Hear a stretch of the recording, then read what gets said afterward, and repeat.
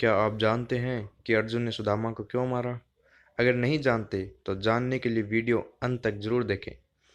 बात है द्रौपदी के स्वयंवर की, जहां पूरे भारतवर्ष के राजा महाराजा राजकुमार आए हुए थे।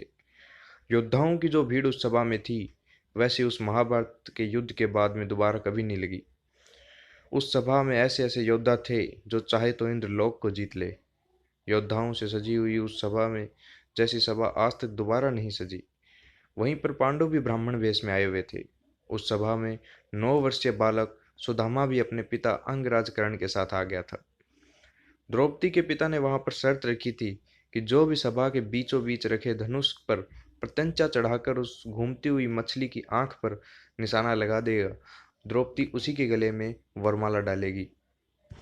लेकिन महादेव के उस धनुष पर प्रत्यंचा छोड़ उठाना भी आसान नहीं था। शल्य, जरासंध, जयद्रथ, सुशर्मा, रुक्मी, भागदत्त, विकर्ण, सुकर्ण, दुशासन, दुर्योधन जैसे महावीर योद्धा भी उसे उठा न सके। कर्ण के अतिरिक्त उनमें से कोई भी योद्धा उस धनुष को उठा न सका।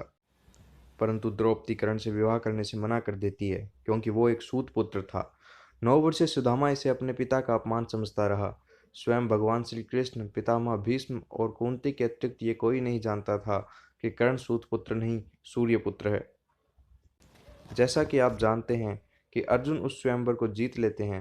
क्योंकि अर्जुन उस समय ब्राह्मण वेश में था, तो सभी इस पर आपत्ति जताते हैं और कहते हैं कि एक क्षत्रिय की पुत्री का विवाह एक क्षत्रिय से ही होगा। देखते ही देखते सभा में युद्ध छिड़ जाता है। भीम पर शल्य, जरासंध और दुर्योधन ने आक्रमण कर देते हैं।